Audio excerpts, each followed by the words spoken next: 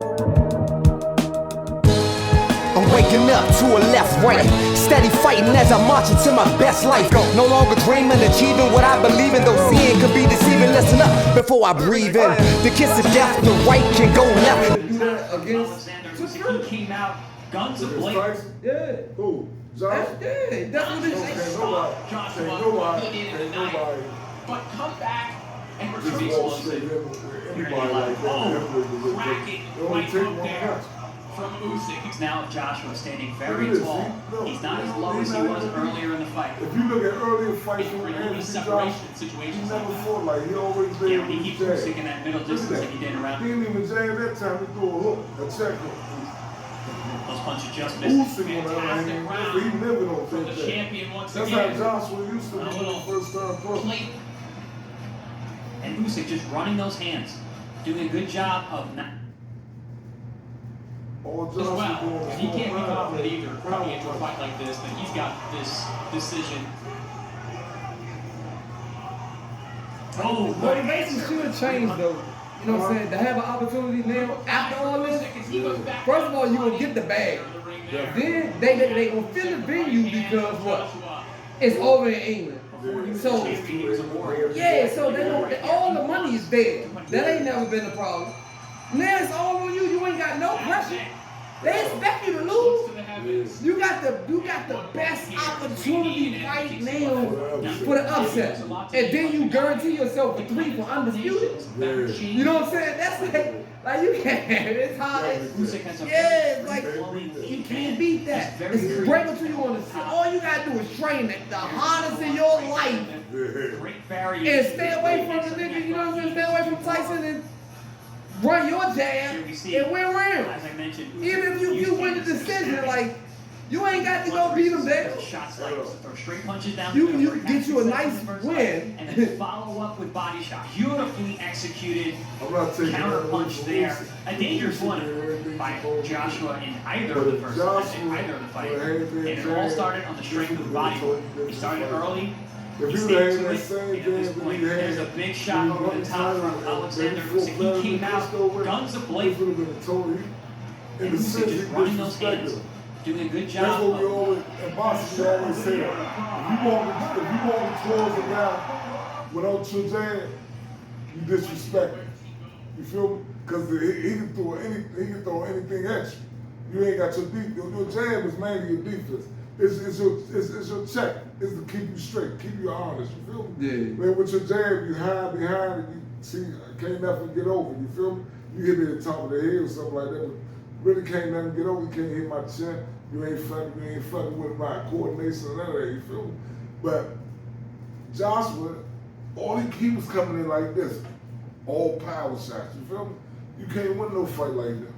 So you not with no top players opponent. Especially a man who beats you. And he beat him like that the first time. He beat him worse the first time. Yeah. He beat him. So Joshua should. I just don't understand that, man. And he tried. Yeah, he's a smart guy. Joshua, don't get me wrong, he's a smart guy, man. The way he beat Klitschko, the way he beat Vladimir, superb, man. Yeah. He should have. That's why I said, but he respected Vladimir. It's almost like he didn't respect this guy right now. And I don't know why not out of the first fight. Exactly. Exactly.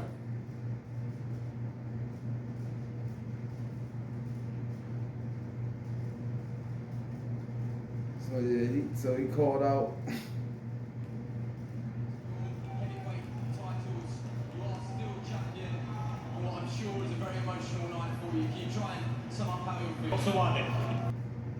This one though. You saying this one? You saying this one? Hey, guys, back in the ring, please. Back in the ring. What is it? To be Hey, in guys, retirement. back in the ring, please. Back in the ring. We all heard the message. Alexander, congratulations. Yeah. So now you really all the way up to speed. You feel me? So he called Tyson out. So you know what I'm saying? He won Tyson. So And that's the money. Tyson the money giver. But what do you think? You think he can beat Tyson? Not to talk.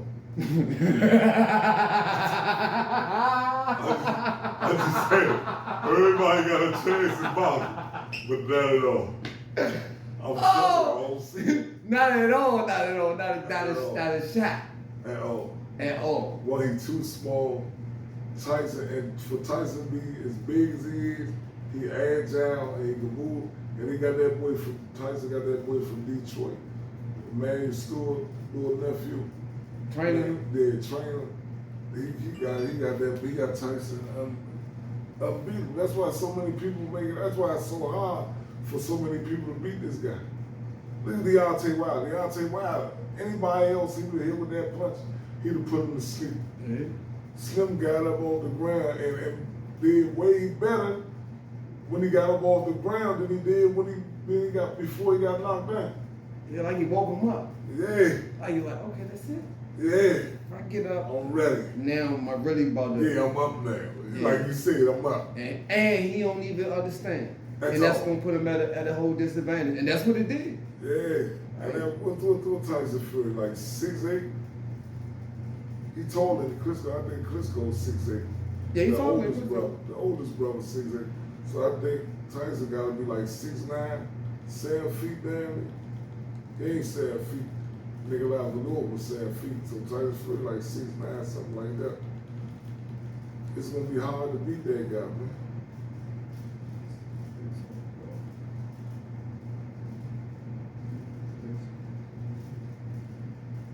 Meet the Crocs. So So you say you know about your boy Helene? twice. Yeah. Nah, I ain't never really seen no fight. At last, Deontay Wilder got what he deserved. Sort of. Though a devastating right hand from Tyson Fury crashed unabated into the left side of his skull, rendering him competitively limp and careening towards the ring floor back in October of last year. Tyson Fury. His never-say-die freedom was left intact. And as he left the ring without an interview, and was quickly whisked away in an ambulance to a nearby medical center for a precautionary post-traumatic evaluation, precisely known among the 15,000-plus fans, pros and non-partisan onlookers in the building had a contrary leg to stand on when it came to critiquing his fighting spirit. It's ironic to think about. An Olympic bronze medalist and 10 successful title defenses never got him with a second straight consecutive beatdown from Fury gave him. Undisputed heavyweight respect, such as the lingering residue of an instant classic, which Wilder's epic trilogy closer with Fury, even in defeat, certainly was.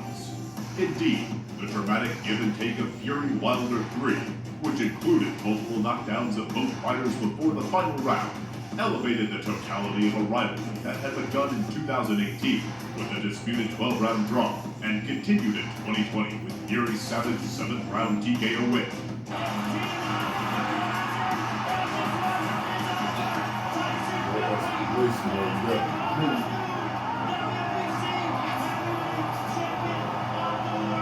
That fight ended when Wilder's then trainer, ex-Olympic and professional welterweight champ Mark Grellen stopped proceedings when it appeared his man was seconds away from a third trip to the mat. Wilder complained long and loud in the aftermath, lamenting that he had been given up before unconsciousness, and later claiming, among other things, that Grellen had been acting on Fury's behalf. My coach, my side, moving the towel, and you know I'm ready to go out on my shield, man. Your king is here. And we ain't going nowhere. The war has just begun. I will rise again. I am strong. I am Man, a when he king. dropped Tyson, I thought he had him. Can't take my pride. I am a warrior. I'm a king that will never give up. I'm a king that will fight to the death. Ex-opponent Malik Scott supplanted Rowan and promised a fully utilized toolbox, and his man delivered early on with an active and effective jab that helped him better complement and unleash his signature right hand. Already he's just scoring shots from Deontay Wilder. They're not just scoring, but they're doing damage and show up. The fight progresses. Fury knows he's in a very different battle. The latter weapon produced a pair of sudden knockdowns in the fourth and intermittent moments of drama across the next 6. But Wilder's strongest competitive attribute was not his power, but his heart. He persisted through a brutal battery that swelled both his eyes and drew blood from his mouth and loved ear and he instinctively tried to rise even after referee Russell Mora correctly called a halt to the fight during Wilder's semi-conscious crash landing to the canvas in the 11th.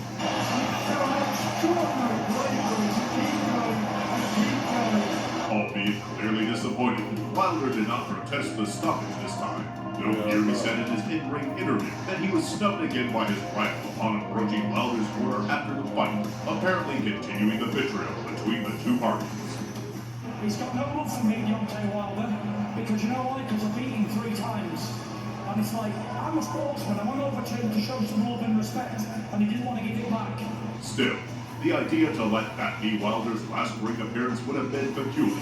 Wilder is 42-0 against everyone other than the British behemoth, and he remains a marketable commodity thanks to his vast promotional connections, compelling backstory, and paralyzing one-punch power that's led to 41 stoppages.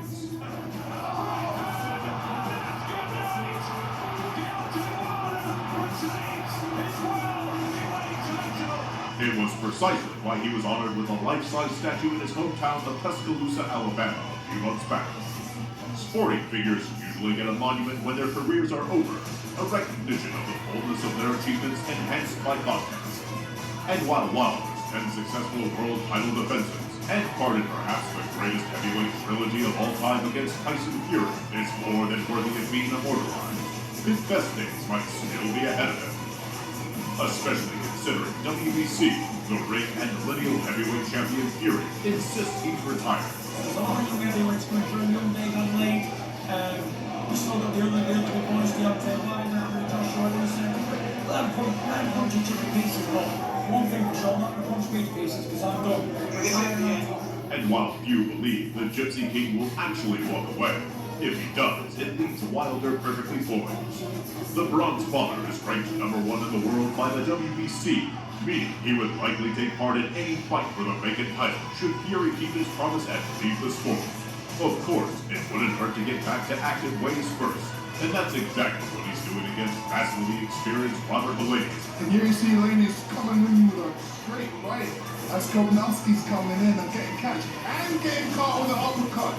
Bellainis isn't the type of fighter you would typically want to face if you're coming off a knockout loss like the one Wilder suffered against Fury.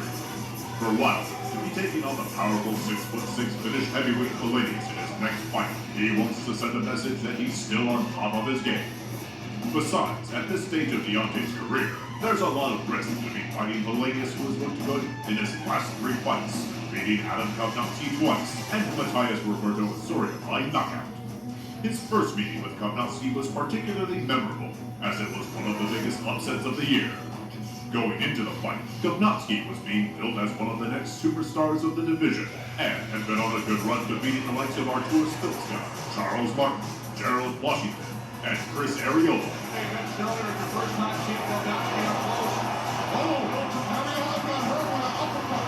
But none of that mattered, and in the 4th round of a scheduled 12, a sharp right sent Kovnowski to the mat. Joe, he got hit, then went down. Hilarious! Puts Kovnowski down. He got up, but the Nordic Nightmare had the presence of mind to press his advantage. He went at the pole, and his strength, and the fact that Kovnowski wasn't defending himself adequately, forced the ref to hop in and end it. Well, it's over. A shocker. Robert Helenius has stopped Adam Kovnowski. Robert Bellainis would then go on to prove his first victory over Adam Kovnowski was anything but a fluke, as he delivered a terrible beating before Kovnowski was disqualified for low blows in round 6. Now, he may have DQ'd him. I don't know if he was Funnily enough, that fight was on the undercard to Fury Wilder 3. Robert Bellainis has even sparred Wilder a few times, including for his last fight with Fury. And while some critics would have preferred an Usyk or Fury for Wilder, Robert Bellainis is a good comeback opponent. He's on a roll. He's sparred numerous rounds with Wilder, and he believes he's catching Deontay at the right time. It's a brilliant thing for boxing to have one of the finest heavyweights back in the ring. Taking Fury out of the equation, Wilder is right in the argument to be the best in the division. He would be an absolute handful for the Usyk-Joshua winner, and has built in goodwill with fans for his brave efforts in the Fury trilogy. Deontay Wilder might be getting a statue, but his career is not ready to be confined to the history books just yet. So who you think he should fight next? So you think it should be Andy Ruiz or Joshua? Wilder after this fight. Wilder. Who after this Helenius fight? Not looking past Helenius. I'm looking past Helenius. How do you beat him? Yeah. You take somebody like Andy Ruiz. Or it's got to be Joshua. Or Joshua. I mean, what about he might get Usyk? If they stay with the bullshit, if Joshua fight the Gypsy King come back, that leaves Usyk out in the cold. But I don't believe Usyk. Fight Josh? I mean, fight Wilder? Fight Wilder right now. I don't think because right now Wilder ain't on the money side. He on the money side, but he not in the big money yet. And that's a risk for Usyk. You feel me? Because if Usyk lose the Wilder, then he lose everything. He lose the shot with Fury. He lose the shot with the boy Joshua for a trilogy. He lose all that. You feel me? If he lose the Wilder. If he gets straight knocked out, I see. But he's still that's the only way you're gonna lose. But that's the only way you're gonna lose. But Usyk still got to fight somebody. So Usyk and Ruiz. Yeah. I mean, that's a good money because of the Mexican followers. That's what I was thinking. Yeah. I was thinking. And Ruiz, he's still a notable opponent. Yeah. He's somebody who been to the top. He won a He championship. just put a King Kong down. Yeah, definitely. Bad. Definitely. King Kong put some punches out. Well, he put King Kong down. Yeah, he definitely put him. So that will give him another chance because he just had the belts from Joshua. Yeah. That will give Andy Ruiz another shot at the belts. Him and Usyk for the belts. If Fury take the Joshua, which they saying may be happening December the 3rd. He said 60-40 split, right? 60-40 split. Yeah, December the 3rd. Why not? Yeah, you know what I'm saying? So that'll right about that time, Usyk could be healing up. Andy Ruiz is the only one really be out in the water because Wilder be just coming off this Helenius fight. Yeah, he don't take no chance. Yeah, so I think that'd be that's a good money fight. Yeah. And it gives Andy Ruiz a real big chance. And it's a crowd pleasing fight.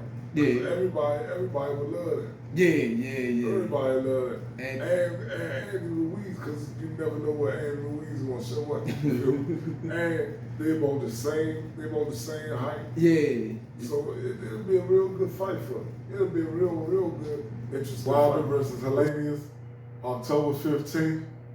I had Wilder stopping Helenius in the 9th round. Haney versus Kambosos, October 15th in the rematch. I have Haney, unanimous decision. Shields versus Marshall, October 15th. I have Shields stopping Marshall. Come to my man channel, check on that Block Boy Box Talk. Comment, subscribe, and enjoy these predictions he throwing out. And this guy's hilarious. So please get your laugh on. And only one place to start. Anthony Joshua has accepted terms for a proposed all-British world heavyweight title fight with Tyson Fury. The WBC champion Tyson Fury made the offer to his British rival last week, saying he'd accept a 60-40 purse split in order to seal the contest. Joshua's management team, 258, has responded in the last couple of hours. They said 258 and Matchroom Boxing can confirm on behalf of Anthony Joshua that we accepted all terms presented to us by Fury's team for a fight December the 3rd last Friday. Due to the Queen's passing, it was agreed to hold all communication. We are awaiting a response. Fury's promoter Frank Warren replied to the tweet saying, "Contract will be with you very soon."